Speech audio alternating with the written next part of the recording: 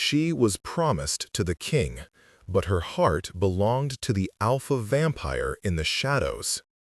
The blade pressed against her throat drew a single drop of blood that rolled down her pale skin like a crimson tear, and in that moment, as King Edmund's guards held her arms and the executioner's axe gleamed in the torchlight, Serafina whispered the forbidden name that would either damn her soul or save her life. Darius. Wait, before the next revelation happens. If this mystery has already captivated you, let us know where you're following this story from. To make sure you don't miss any unexpected alliances or awakened powers, subscribe and join our circle. The game is about to change. Now, back to the scene. The ancient stone walls of Ravencroft Castle seemed to exhale with the weight of centuries, and tonight they bore witness to a betrayal that would reshape the very foundations of the realm. The great hall, illuminated by hundreds of flickering candles, cast dancing shadows that seemed to mock the solemnity of the occasion. Serafina Blackthorne, daughter of the late Duke of Ashford, stood in chains before the throne where King Edmund sat with the cold fury of a man's trust had been shattered. "You dare speak that name in my presence!" The king's voice thundered through the hall, causing several courtiers to flinch. His weathered face, marked by years of war and political intrigue, twisted with disgust. The name of the creature that has plagued our kingdom for decades? Serafina lifted her chin defiantly, her emerald eyes blazing with a fire that neither chains nor the threat of death could extinguish. Her raven-black hair fell in waves around her shoulders, and despite the dirt and blood that marred her once pristine white gown, she possessed an otherworldly beauty that had captured hearts and started wars. I speak his name because he is the only one who can save us from what's coming, Your Majesty. The king rose from his throne, his purple robes sweeping behind him like a storm cloud. At 53, Edmund Ravencroft was still an imposing figure, tall and broad-shouldered, with silver threading through his dark hair and scars crisscrossing his hands, testaments to battles fought and won. Save us? That monster has terrorized my people for longer than you've been alive, girl. He's killed hundreds, turned others into his unholy servants. And you were meant to be my queen, the mother of my heirs, and instead I find you consorting with the very devil himself. A murmur rippled through the assembled nobles.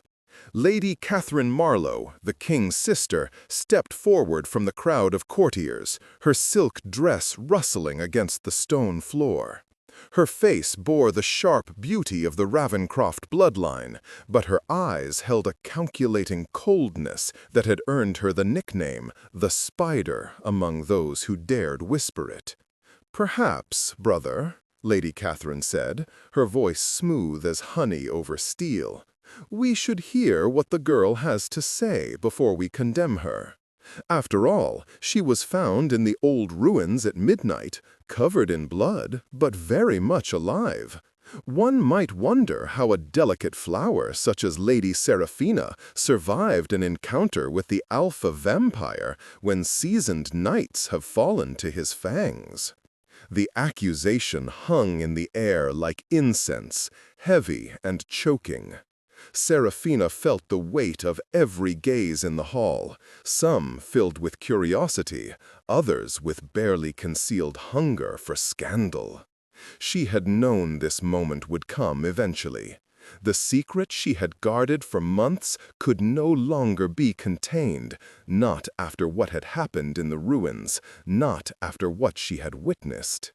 "Tell them, Sarah," came a whisper from the shadows near the great windows.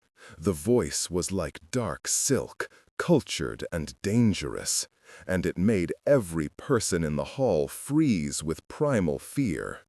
Tell them the truth about what hunts in the night while they sleep safely in their beds." King Edmund's hand flew to his sword hilt, and his guards immediately formed a protective circle around the throne. "Show yourself, demon," he commanded, though his voice carried a tremor that had not been there moments before. The shadows seemed to gather and coalesce, and then he stepped into the light as if materializing from the very darkness itself. Darius Nightfall, the alpha vampire, the terror of 3 kingdoms, looked nothing like the monster that haunted children's nightmares. He stood nearly 7 feet tall, with the lean, predatory grace of a wolf.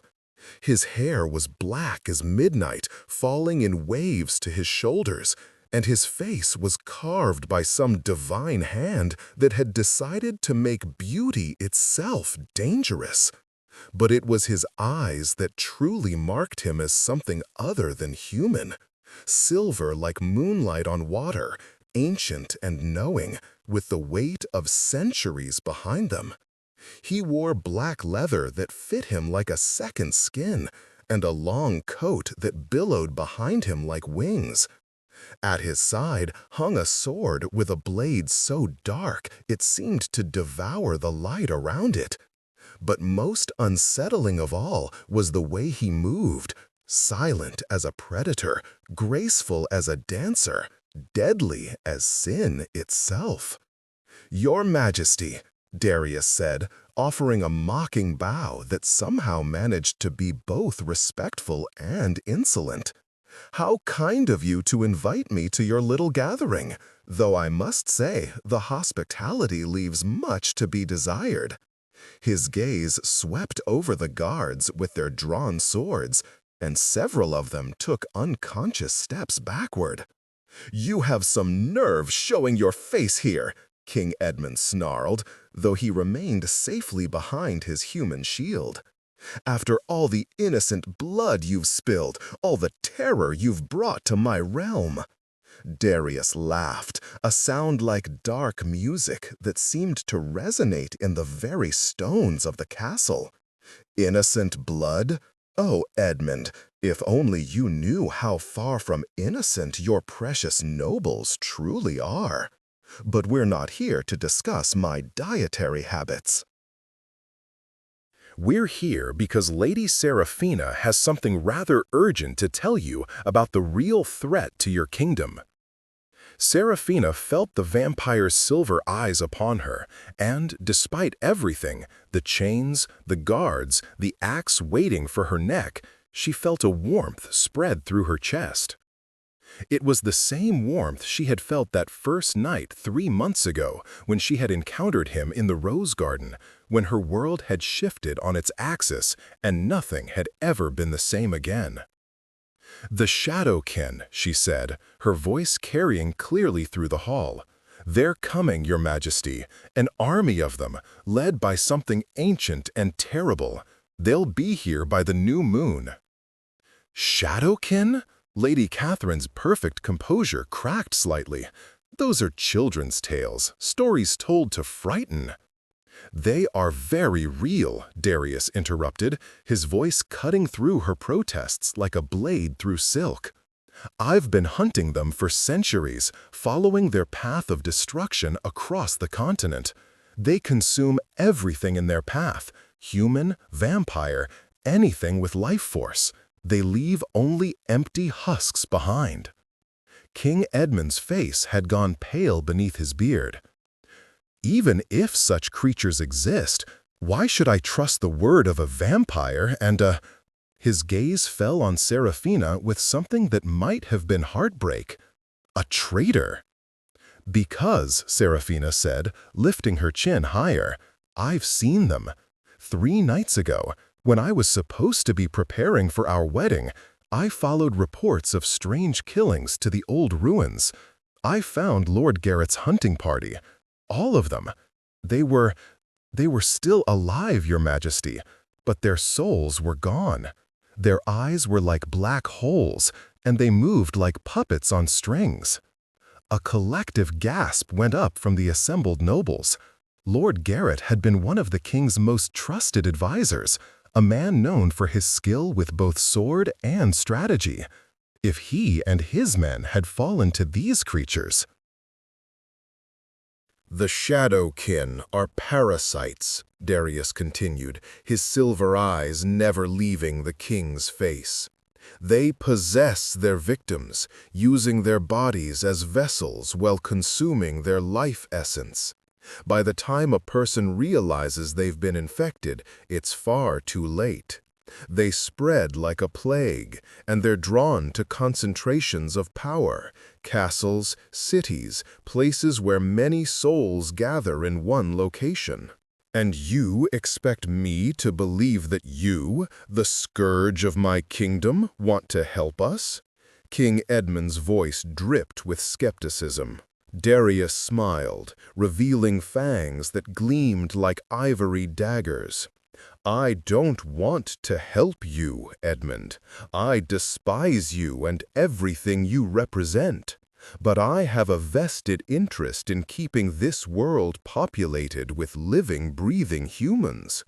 Dead kingdoms make for poor hunting grounds, and the Shadowkin would turn this realm into a wasteland within a fortnight." "He saved me," Seraphina said suddenly, her voice ringing with conviction.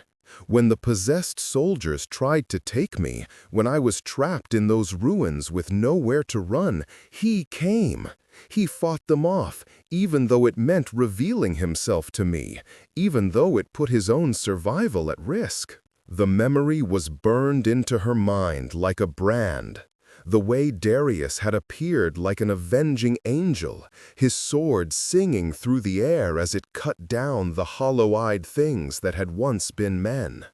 The way he had gathered her into his arms afterward, his cold skin warming at her touch, his ancient eyes showing a vulnerability she had never expected to see. "And in return," King Edmund said, his voice heavy with accusation, "you gave him your heart?" The words hung between them like an executioner's blade. Seraphina felt tears prick at her eyes, not from fear or shame, but from the truth of it. She had given her heart to the monster, and she would do it again without hesitation.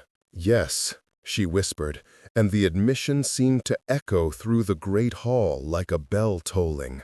"I love him." The king's face contorted with rage and betrayal. "You were promised to me.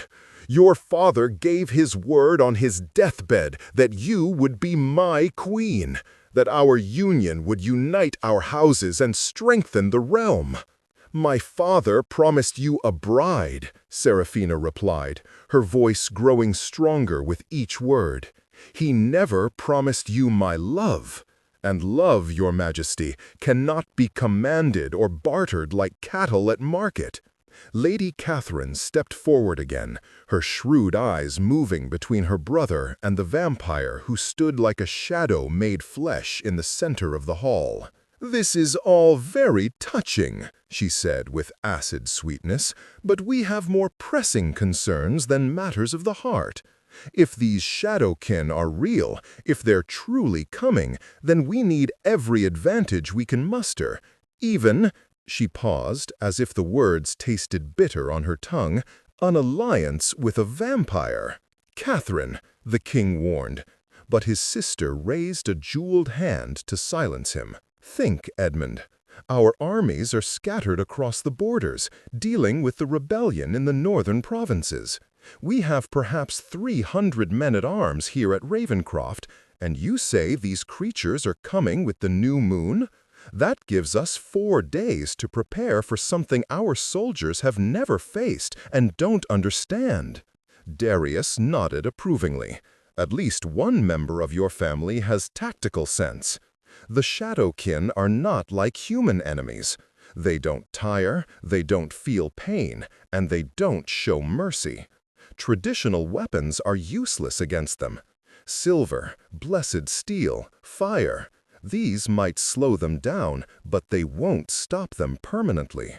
"Then how do we fight them?" demanded Sir Marcus Aldrich, the captain of the Royal Guard. He was a grizzled veteran with scars mapping battles across his weathered face, and his hand rested on his sword hilt as if the weapon could protect him from the impossible. "You don't fight them," Darius replied with grim certainty. "You destroy their source." The Shadowkin are controlled by an Ancient One, a being that has existed since the world was young. Cut off the head and the body dies. "And where is this Ancient One?" King Edmund asked, though something in his voice suggested he already dreaded the answer. "Here," Seraphina said quietly. "It's already here, in the castle. It has been for weeks, watching, learning, choosing its vessels. That's why Lord Garrett's hunting party was so far from the borders. They weren't hunting for rebels. They were hunting for something that was hunting them." The silence that followed was deafening. Seraphina could hear her own heartbeat thundering in her ears, could smell the fear sweat of the nobles around her, could feel the terrible weight of comprehension settling over the assembly like a funeral shroud. "You're saying," Lady Catherine's voice was barely a whisper, "that one of us is already infected?" Darius moved with liquid grace, circling the assembled nobles like a predator evaluating prey. His silver eyes swept over each face, searching for something only he could recognize. "Not infected," he corrected. "Possessed. The Ancient One doesn't need to turn you into one of its servants. It simply takes up residence in your body and wears you like a mask.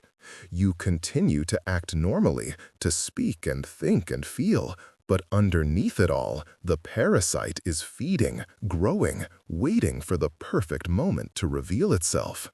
"This is madness," protested Lord Blackwood, a portly man whose face had gone the color of old parchment.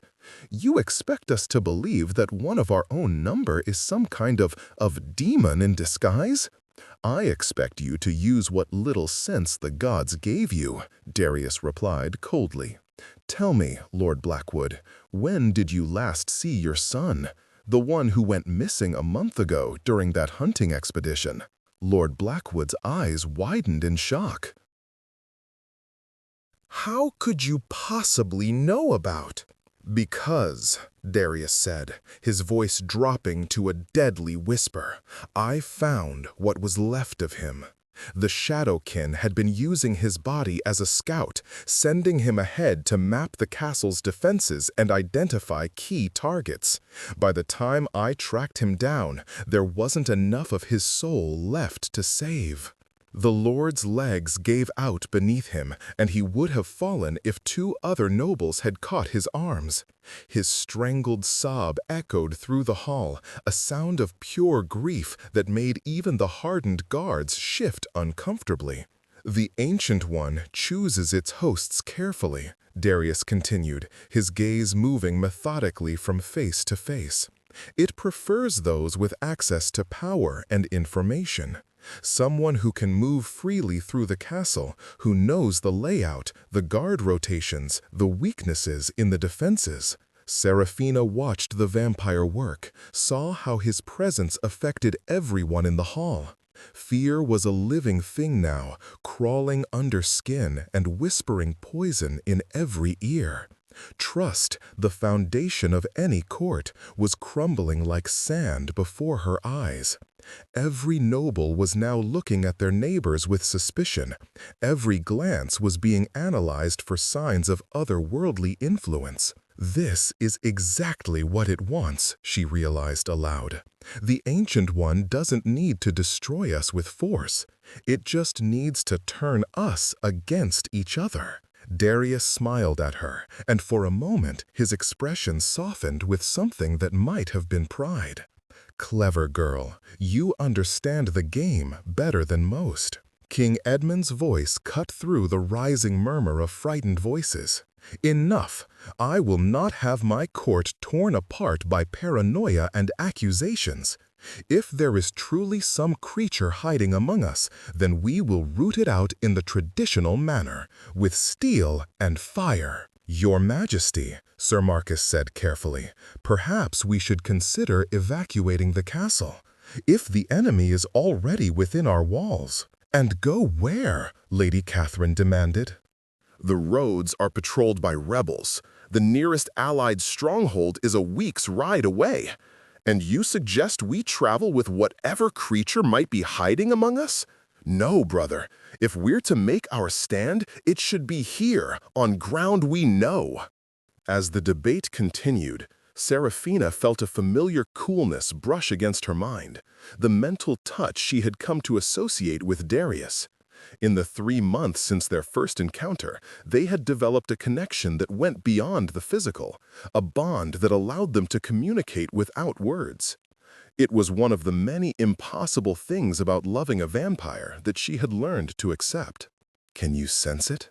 His voice whispered in her thoughts. "The Ancient One's presence?" She closed her eyes and let her consciousness expand, a skill he had taught her during their clandestine meetings in the castle's hidden passages. There, like a cold spot in warm water, like a shadow that fell the wrong way.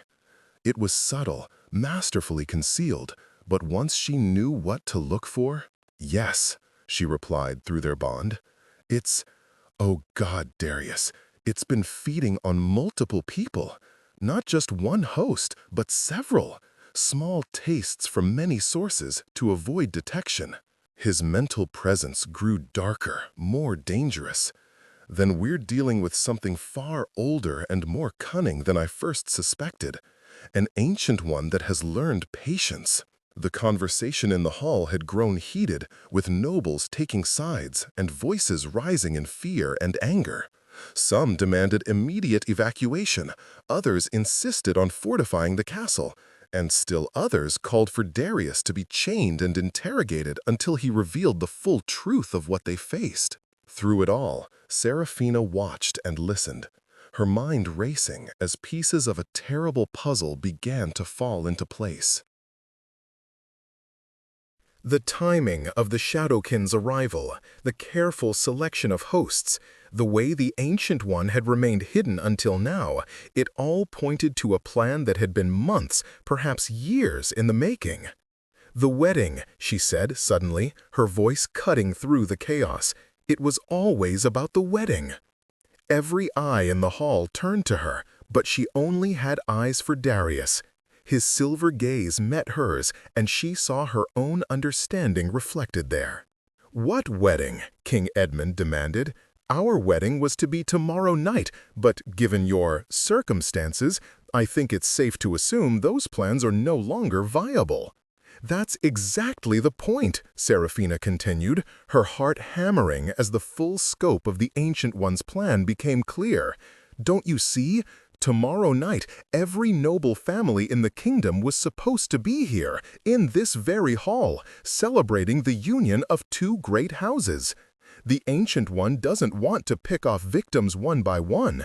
It wants to feast on hundreds of souls all at once." The silence that followed was absolute. Even the torches seemed to dim, as if the very air itself had grown heavy with dread. Lady Catherine was the first to speak, her voice barely above a whisper. "A harvest! It's planning to turn the entire nobility into its servants in one night." "But the wedding has been called off," Lord Blackwood said desperately. "Surely the guests won't come now, not with all this talk of monsters and—" "The invitations went out weeks ago," Sir Marcus interrupted grimly. "The first carriages arrived this morning. By tomorrow evening, there will be over 300 of the most powerful people in the realm gathered here. Even if we sent messengers now, many of them are already too close to turn back safely." Darius stepped closer to the throne, his movements liquid and predatory. "Which means we have less than 24 hours to identify the Ancient One and destroy it before it completes its harvest. After that, it won't matter how many armies you have or how strong your walls are. Your kingdom will belong to the Shadowkin." King Edmund slumped back in his throne, the weight of kingship suddenly visible in every line of his body. For the first time since Seraphina had known him, he looked his age, older even, as if the revelation had stolen years from his life. "Tell me what you need," he said quietly. The admission of defeat, or perhaps the acceptance of an impossible alliance, seemed to echo through the hall like a death knell. Seraphina felt tears slip down her cheeks, not from fear, but from a strange kind of relief. Finally, after months of secrecy and lies, the truth was out in the open. Whatever came next, at least she wouldn't have to face it alone. "First," Darius said, his voice taking on the tone of a military commander, "we need to identify everyone who has had contact with Lord Garrett's hunting party in the past month. The Ancient One would have used them as vectors to spread its influence through the court." "That's half the nobles in the castle," Sir Marcus protested. "Lord Garrett was one of the king's inner circle. He dined with us, attended council meetings, participated in tournaments." "Then we start with his closest associates and work our way out," Darius replied coldly. "Time is not our ally here." Lady Catherine stepped forward, her calculating mind already working on the problem. "I can provide you with a list of everyone who had significant contact with Lord Garrett's, but how exactly do we identify which ones have been compromised?" Darius smiled, and there was no warmth in the expression whatsoever. "We test them." The word hung in the air like a blade waiting to fall. Seraphina could see the fear in the eyes of every person present, the terrible knowledge that any one of them might be harboring an ancient evil without even knowing it. "What kind of test?" King Edmund asked, though his tone suggested he dreaded the answer. "The Ancient One is powerful, but it's not perfect. When it possesses someone, it leaves traces, subtle changes in behavior, temperature variations, altered sleep patterns. Most importantly, it cannot fully suppress the host's survival instincts when faced with immediate mortal danger." Lord Blackwood, who had been silent since learning of his son's fate, suddenly looked up with haunted eyes. "You want to threaten us, to put us in fear of our lives and see how we react." "More than threaten," Darius replied with clinical precision. "I want to bring each suspect to the edge of death and observe whether their soul attempts to flee the body or fights to preserve it. A possessed host will show no fear, because the Ancient One views death as merely an inconvenience. It can simply find another vessel. But a human soul will rage against the dying of the light." "That's barbaric," Lady Catherine protested, though her voice lacked conviction. "Barbaric, perhaps, but effective. And given what we're facing, I'd say a little barbarism is preferable to total annihilation." King Edmund was quiet for a long moment, his weathered hands gripping the arms of his throne until his knuckles went white. Finally, he spoke in a voice heavy with the burden of command. "Do it. Test whoever you must. But I want your word, vampire, that no permanent harm will come to any of my people who prove to be innocent." Darius inclined his head in a gesture that was almost respectful. "You have my word, though I should warn you, the process will not be pleasant for anyone involved. The Ancient One may choose to reveal itself rather than risk exposure, and when that happens—" "When that happens," Seraphina said, her voice steady despite the tremor in her hands, "we'll be ready for it." The vampire turned to look at her, his silver eyes unreadable. "We, my dear, I was under the impression you were still facing execution for treason." All eyes turned to King Edmund, who sat motionless on his throne like a statue carved from stone and regret. The silence stretched until it became almost unbearable, filled with the weight of broken promises and impossible choices. "The charges are suspended," he said finally, each word seeming to cost him physically. "Until this crisis has passed, Lady Seraphina will be considered a consultant in matters of supernatural warfare." It wasn't forgiveness, and it certainly wasn't absolution, but it was enough. Seraphina felt the chains around her wrists grow loose as Sir Marcus stepped forward with the keys. The metal fell away like shed skin, leaving red marks on her pale flesh that would fade but never be forgotten. As she rubbed feeling back into her hands, she caught Darius watching her with an expression she couldn't quite read. There was pride there, certainly, and something that might have been affection. But underneath it all, she glimpsed something darker, a predatory satisfaction that reminded her exactly what kind of creature she had given her heart to. "Thank you," she whispered to the king, though the words felt inadequate for what he had just given her. Not just freedom, but a chance to save everyone she cared about. Edmund's smile was bitter as winter wind. "Don't thank me yet, my lady. If we survive the next day, you'll still have to face the consequences of your choices. A kingdom cannot function without trust, and trust, once broken, is not easily mended." The threat was clear, but Seraphina had expected no less. She had betrayed her betrothal, consorted with the enemy, and brought chaos to the very heart of the realm. Even if she helped save them all, there would be a reckoning afterward. But that was a problem for tomorrow. Tonight, she had work to do. As the great hall began to empty, with nobles hurrying off to spread word of the coming crisis and guards doubling their patrols, Seraphina found herself standing alone with Darius near the great windows. The moon was rising over the castle walls, painting everything in shades of silver and shadow that seemed to match the vampire's otherworldly beauty. "You didn't have to come here," she said quietly.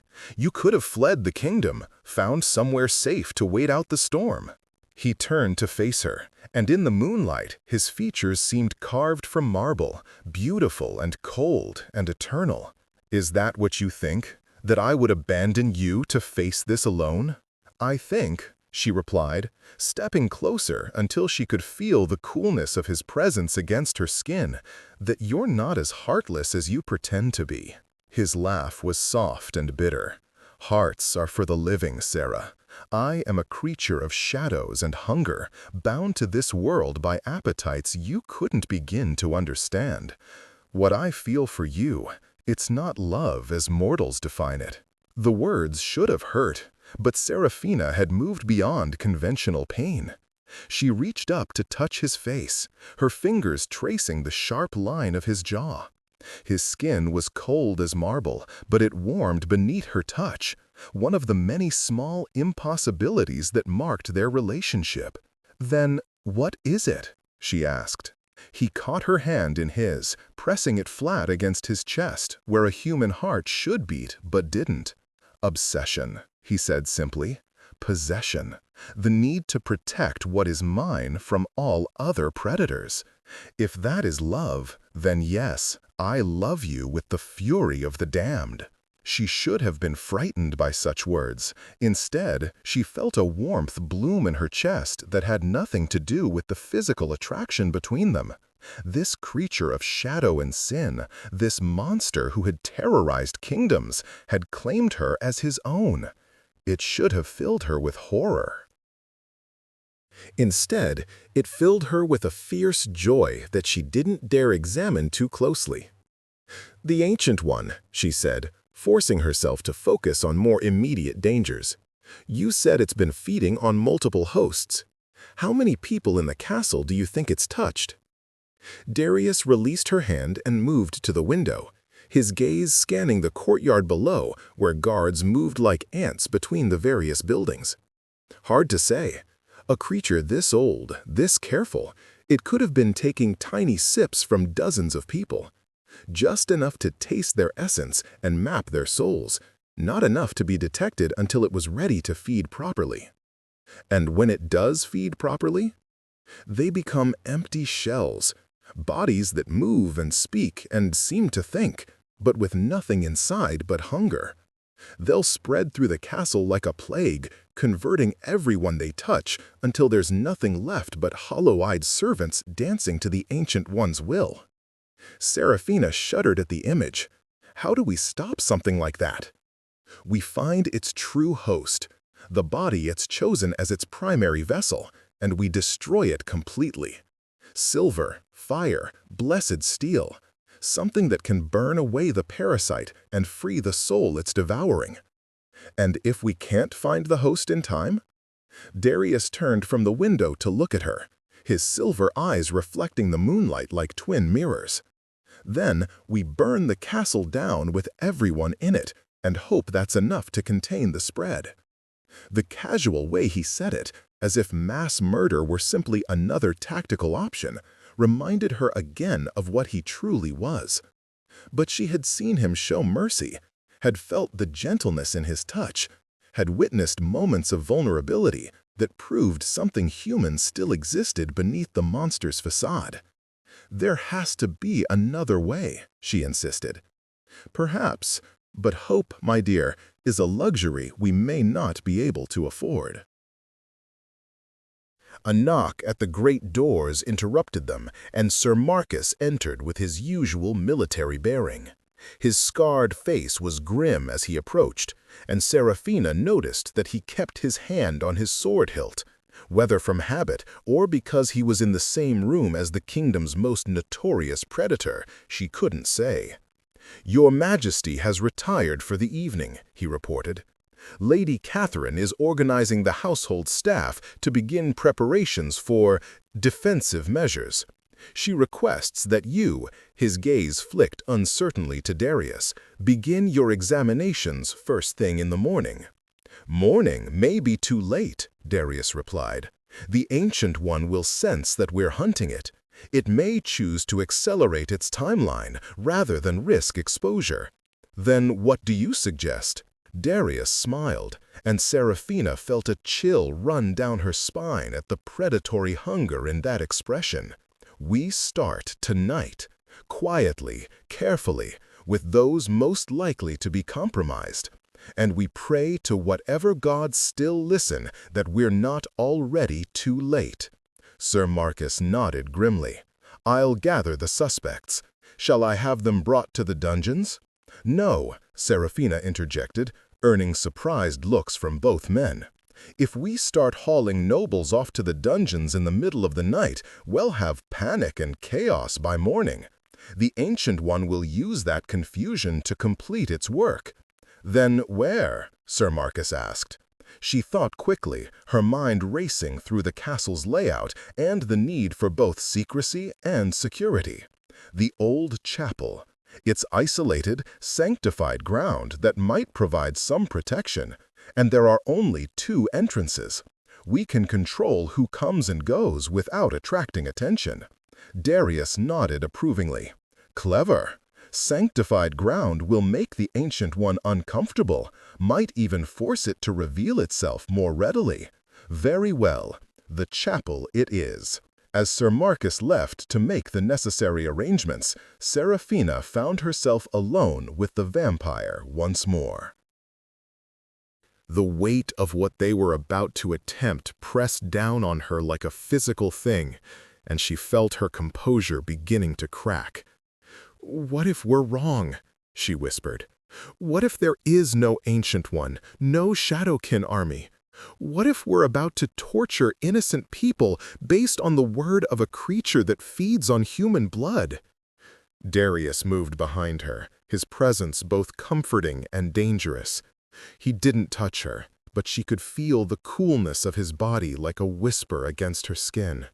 "Then innocent people will suffer," he said quietly, and I will add their pain to the long list of sins I carry. But if we're right and we do nothing, everyone dies. Sometimes, Sarah, there are no good choices, only necessary ones."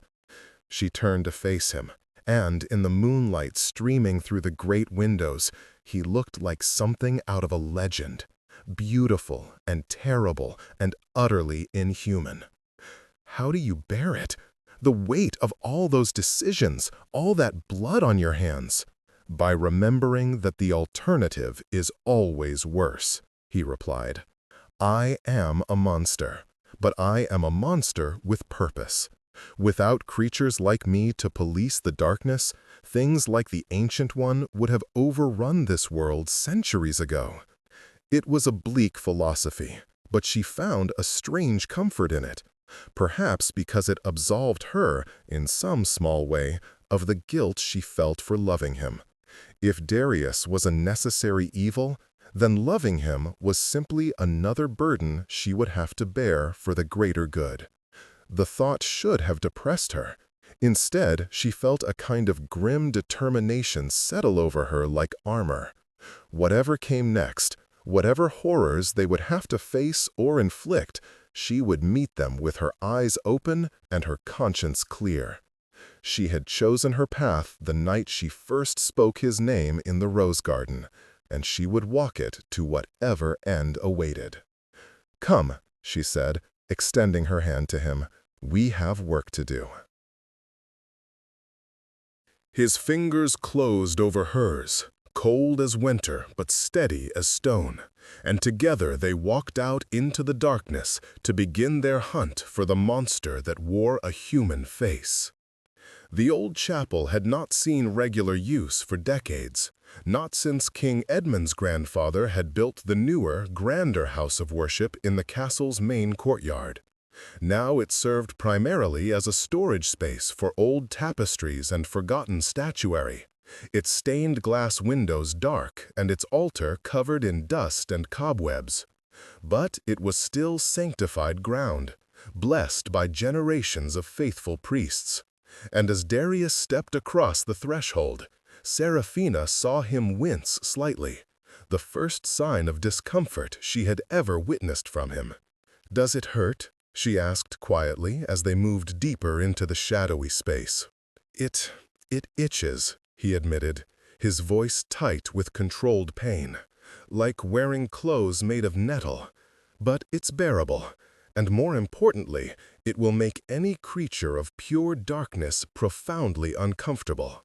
Sir Marcus had done his work well. The chapel had been prepared with military efficiency. Torches lit in iron brackets along the walls, chairs arranged in a semicircle around the altar, and, most ominously, a collection of weapons laid out on the communion table like surgical instruments. Silver daggers gleamed next to vials of what Seraphina assumed was holy water, while iron manacles hung from chains that had been anchored to the stone walls. "We should start with those who had the most contact with Lord Garrett," Darius said, examining the weapons with professional interest. "Who was closest to him in the final weeks before his expedition?" Sir Marcus consulted a parchment he had brought with him. "Lord Blackwood, obviously. Lady Catherine met with him regularly on matters of trade and taxation. Master Reynolds, the castle steward, would have had frequent contact regarding supplies and logistics. And—" he hesitated. "And?" Seraphina prompted. "Father Benedict. Lord Garrett had been meeting with him weekly for private confession. If the man was troubled by something supernatural, he might have sought spiritual guidance." Darius went very still, his silver eyes narrowing with sudden interest. A priest, of course. What better vessel for an Ancient One than someone the entire castle trusts implicitly, someone who has access to every soul in the kingdom through confession and counsel? "Father Benedict has served this castle for 20 years, Sir Marcus protested. He baptized half the noble children, performed countless weddings and funerals. If he were compromised, surely someone would have noticed." The Ancient Ones are not crude in their methods, Darius replied, selecting a silver dagger from the collection and testing its balance. They don't possess their hosts like common demons. They integrate slowly, carefully, leaving the personality largely intact while feeding on the soul beneath. Father Benedict would still seem like Father Benedict to everyone who knew him. Serafina felt a chill that had nothing to do with the chapel's cold stones. I spoke with him just 3 days ago. He seemed normal. Concerned about the wedding preparations, asking about my spiritual readiness for marriage? What exactly did he say? Darius's voice had taken on the sharp focus of a predator who had caught a scent. She closed her eyes, trying to recall the conversation exactly. He asked if I was certain about my choice to marry the king, said he sensed some conflict in my soul, some darkness that I was hiding. He wanted to help me confess my sins and find peace. Did you tell him anything about us? No, of course not. But she opened her eyes, meeting his intense gaze. He kept pushing, asking about my dreams, whether I had experienced any strange visions or encounters. It felt less like spiritual guidance and more like interrogation, Darius finished grimly. He was fishing for information about supernatural contact. The Ancient One was using him to identify potential threats to its plan. Sir Marcus was already moving toward the chapel doors. I'll have him brought here immediately. No, Darius' command stopped the captain in his tracks. If Father Benedict is truly the primary host, confronting him directly could force the Ancient One to abandon subtlety entirely. We need to approach this more carefully. Then what do you suggest? Before Darius could answer, the chapel doors swung open with a creak of ancient hinges.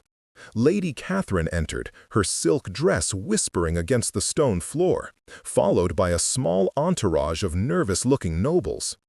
Behind them came a figure in brown robes, his tonsured head gleaming in the torchlight, his face bearing the serene expression of a man at peace with his God and his conscience. Father Benedict had always been a small man, barely reaching Serafina's shoulder, with thin features and gentle brown eyes that seemed to hold infinite compassion. Tonight, however, there was something different about him, a subtle wrongness that she couldn't quite define. His movements were too precise, his smile too perfect, his eyes too knowing. Lady Catherine, Serafina said carefully, we weren't expecting. Father Benedict insisted on coming, Catherine replied, though her voice carried an undertone of unease. When he heard about the situation, he said it was his duty to offer spiritual guidance during these dark times. The priest stepped forward, his movements flowing like water, and Serafina noticed that his feet made no sound against the stone floor. "My children," he said, his voice carrying the same gentle tone she remembered, "I understand you face a terrible crisis. Perhaps I can be of assistance."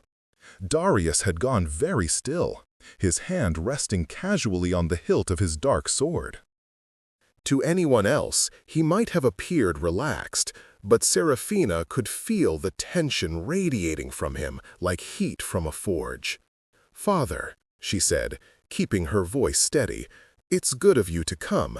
We were just discussing how to test certain members of the court for signs of supernatural influence."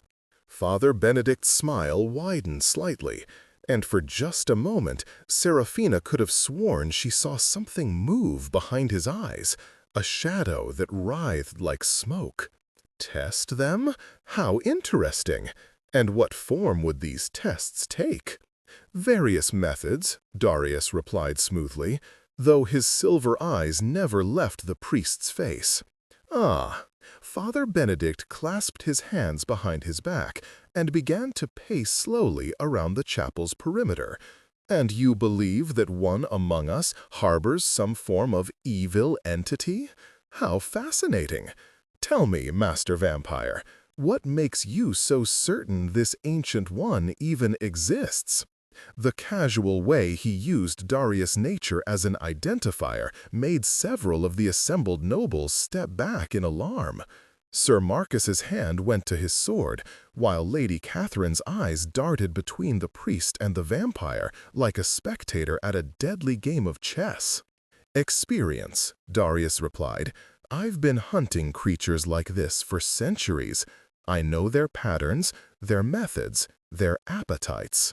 "Centuries," Father Benedict mused, his pacing bringing him closer to the altar where the weapons lay gleaming. "Such a long time to carry the burden of the hunt. Tell me, how many innocents have you killed in your crusade against the darkness?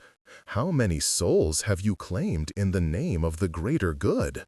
The question hung in the air like incense, thick and choking.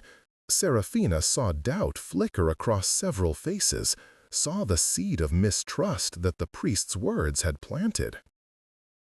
It was masterfully done, turning the assembled nobles against their would-be savior by reminding them of what he truly was. "Enough," Darius admitted without shame, "but fewer than would have died if I had done nothing." "The mathematics of morality," Father Benedict said with apparent fascination. "How does one weigh the value of innocent life against potential future harm? It's the eternal question, isn't it? When does necessary evil simply become evil?" Lady Catherine stepped forward, her political instincts finally overriding her fear. "Father, perhaps we should focus on the immediate threat rather than philosophical debates." The priest turned to her with that perfect, too-wide smile. "Of course, my lady. Forgive an old man his wandering thoughts. The immediate threat." His gaze swept over the assembled group, and Seraphina felt something cold and hungry brush against her mind. "Yes, let us discuss the immediate threat." Without warning, Father Benedict lunged toward the altar with inhuman speed, his hand closing around one of the silver daggers. But instead of the agony that blessed silver should have caused a creature of darkness, he simply examined the blade with clinical interest. "Fascinating craftsmanship," he murmured, "though I fear it won't be sufficient for what you're facing." Darius was moving before the priest had finished speaking, his own blade singing from its sheath with deadly grace. But Father Benedict was no longer where he had been. Somehow, impossibly, he had simply shifted several feet to the left without appearing to move at all. Now, the priest chided gently. "Is this any way to treat a man of God?" "You're not a man," Darius snarled, his silver eyes blazing with predatory fury. "You're not even alive anymore. You're just a puppet dancing on strings while something ancient feeds on the soul you used to possess." Father Benedict's laugh was soft and musical, but underneath it, Seraphina heard something else, a sound like wind through empty spaces, like the whisper of dead leaves. "Oh, but I am very much alive, Master Vampire, more alive than I have ever been. The entity you call the Ancient One, it doesn't possess, it completes." The temperature in the chapel began to drop, and frost started forming on the stained glass windows, despite the warmth of the torches. Several nobles cried out in fear as their breath began to mist in the suddenly frigid air. "It found me weeks ago," Father Benedict continued conversationally, as if discussing the weather. "Poor Benedict, struggling with his crisis of faith, wondering if his God had abandoned him to minister to a corrupt and dying world. The Ancient One showed me the truth, that there is no divine plan, no cosmic justice, only hunger and the feeding that sustains all life." Sir Marcus drew his sword, though his hands shook with cold and terror. You're saying you chose this willingly? I'm saying I was enlightened, the priest replied, as were Lord Garrett and his men, as was young Blackwood, as will be all of you in time. The Ancient One doesn't destroy, it transforms. It takes the pain and doubt and mortality that plagues human existence and replaces it with certainty, purpose, eternal life. Eternal slavery, Darius corrected, circling the possessed priest like a wolf stalking prey. I've seen what your kind leaves behind. Empty husks that hunger for souls they can never truly possess, forever searching for something to fill the void where their humanity used to be. Father Benedict shrugged eloquently. Humanity is overrated. I have experienced more in these past weeks than in 20 years of faithful service. I have tasted the essence of dozens of souls, felt their fears and hopes and secret shames. I have walked through dreams and whispered in the darkness, and I have never felt more alive. How many? Seraphina demanded, finding her voice despite the terror that threatened to overwhelm her. How many people in the castle have you tasted? The priest's eyes, once warm brown, now seemed to hold depths that had nothing to do with color or light. Enough, he said simply. When the moon sets tomorrow night, when the wedding feast reaches its crescendo and every noble soul in the kingdom is gathered in joyous celebration, that is when the true harvest will begin. Lady Catherine backed toward the chapel doors, her face pale as parchment. The wedding is cancelled. The guests can be turned away. Can they? Father Benedict asked with amusement. Lord Ashford arrived this morning with his entire household. The Duke of Westmarch brought 300 retainers. Lady Morningstar traveled from across the sea with her daughter and the dozen suitors. They're all here, Catherine, all gathered like sheep in a pen, waiting for the shepherd to guide them to their destiny. Well, evacuate the castle, Sir Marcus declared. Order everyone to leave immediately. Where will they go? The roads are watched, the countryside is in rebellion, and winter approaches with hungry wolves.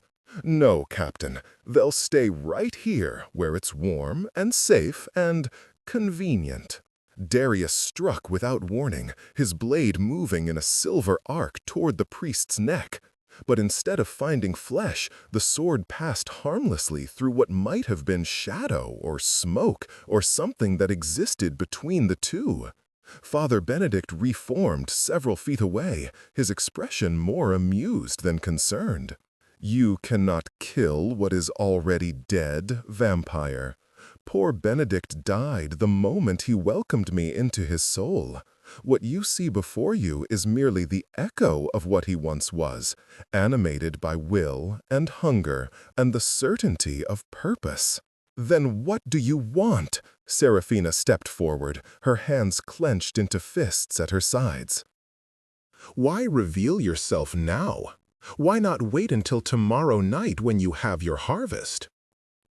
The thing wearing Father Benedict's face turned to her with something that might have been paternal affection. Because, my dear child, you have been marked from the beginning. You and your vampire lover both. The Ancient One has such plans for you. The words sent ice through her veins. What kind of plans?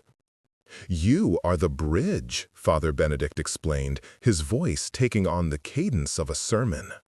A human soul bonded to a creature of darkness, touched by both mortality and immortality. When the Ancient One consumes you, it will gain access to both realms, the world of the living and the realm of shadows. With that power, it can spread beyond this single kingdom, this single continent. It can remake the entire world in its image. Darius moved to stand beside her, his presence both protective and dangerous. "And me?" "You, Master Vampire, are the key. Your immortal essence, combined with her mortal soul, will provide the Ancient One with the perfect vessel for its expansion. A body that cannot die, cannot age, cannot be destroyed by conventional means." The chapel fell silent except for the sound of frightened breathing and the whisper of wind through ancient stone. Seraphina felt the weight of destiny settling on her shoulders like a funeral shroud. Everything that had happened, her engagement to the king, her meeting with Darius, even their forbidden love, had been orchestrated by something ancient and patient and impossibly cunning. "You're lying," she said, though her voice lacked conviction. Father Benedict smiled with infinite compassion. "Am I? Think back, child. That first night in the rose garden when you encountered your dark angel. What drew you there? What made you wander alone through the castle grounds at precisely the moment when he was hunting nearby?" The memory rushed back with brutal clarity. She had been restless that night, unable to sleep, plagued by dreams of shadows and silver eyes. Something had called to her, pulled her from her chambers like an invisible thread. "You influenced her," Darius realized, his voice deadly quiet. "You've been manipulating events from the beginning." "Not manipulating," Father Benedict corrected gently. "Guiding, nurturing. Like a gardener tending to precious seedlings, the Ancient One has carefully cultivated the connection between you. Every stolen moment, every whispered endearment, every touch that kindled passion, all of it has served to strengthen the bond that will soon become the instrument of transcendence." Seraphina felt sick, not from fear, but from the terrible possibility that everything she felt for Darius had been artificially constructed, that her love was nothing more than the product of supernatural manipulation. The doubt must have shown on her face, because the vampire's hand found hers, his cold fingers intertwining with her warm ones. "It doesn't matter," he said quietly, his silver eyes holding hers with intense conviction. "Real or manufactured, chosen or compelled, what we feel is what we feel. The Ancient One may have planted the seed, but we are the ones who chose to let it grow." The simple statement hit her like a physical blow, not because it was false, but because it was true. Whatever forces had brought them together, the choices they had made since that first meeting had been their own. The moments of tenderness, the fierce protectiveness, the willingness to sacrifice everything for each other, those emotions couldn't be fabricated, only revealed. "How touching," Father Benedict said with amusement, "but ultimately irrelevant. What you choose to call your feelings matters little. What matters is that your souls are now irrevocably linked, creating exactly the resonance the Ancient One requires for its apotheosis." "Then why wait?" Lady Catherine demanded from near the chapel doors. "Because," the possessed priest replied, "the Ancient One feeds on souls, and souls are strongest when they burn with passion, fear, hope, despair, all the emotions that make humanity so flavorful. Tomorrow night, when hundreds of the kingdom's most powerful figures gather to celebrate love and unity, when their hearts are full and their guards are down, that is when they will taste the sweetest." Darius released Seraphina's hand and moved closer to the creature that had once been Father Benedict. His movements were fluid and predatory, but there was something different about his posture now, a resignation that hadn't been there before. "You want us," he said simply. "Sarah and I. That's what this is really about. The wedding feast, the harvest of souls, it's all just preparation for the main event." Clever boy. Yes, the others are merely appetizers, sustenance to strengthen the Ancient One for the true feast. When it consumes your combined essence, it will achieve a form of immortality that transcends anything this world has ever seen. And if we refuse to cooperate? Father Benedict's laugh was like broken glass. Then everyone dies anyway, slowly and painfully, while you watch helplessly. The Ancient One is patient, vampire. It has waited centuries for the right combination of circumstances. It can wait a few more hours while you come to terms with the inevitable. Serafina found her voice, though it came out as barely more than a whisper. There has to be another way, some weakness we can exploit, some method of fighting back. There is no fighting the inevitable, child. But if it comforts you, Father Benedict reached into his robes and produced a small, ornate dagger with a blade that seemed to absorb light rather than reflect it. The Ancient One is not without mercy. When the time comes, I will make your deaths swift and painless. Your souls will be consumed, but your suffering will be minimal. The blade he held made Serafina's skin crawl just by looking at it. It was clearly no ordinary weapon. The metal seemed to writhe and shift like living shadow, and the very air around it grew thick and oppressive. Soul steel, Darius breathed, his face going pale. I thought all the blades had been destroyed centuries ago. Most were, Father Benedict agreed, but the Ancient One has been very thorough in its preparations. This particular weapon was forged in the first age of the world, when the barriers between realms were thin and creatures of pure darkness walked freely among mortals. A single cut from this blade will sever the connection between soul and body permanently, leaving the essence free to be collected. Sir Marcus chose that moment to act, perhaps driven by desperation or simple courage. With a war cry that echoed through the chapel, he lunged forward with his sword raised high. For an instant, it seemed as though he might actually reach the possessed priest before Father Benedict could react. But the creature that wore Benedict's face simply gestured with one hand, and Sir Marcus froze in mid-stride, as if he had run into an invisible wall. His sword clattered to the floor as his body began to tremble with some internal struggle. "Captain!" Lady Catherine cried out in alarm. "He fights well," Father Benedict observed with clinical interest. "A strong will, disciplined mind, fierce loyalty to his king and kingdom.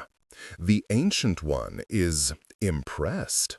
Perhaps we'll keep this one as a general when the transformation is complete." Sir Marcus's eyes went wide with terror as something that wasn't his own voice began to speak through his lips.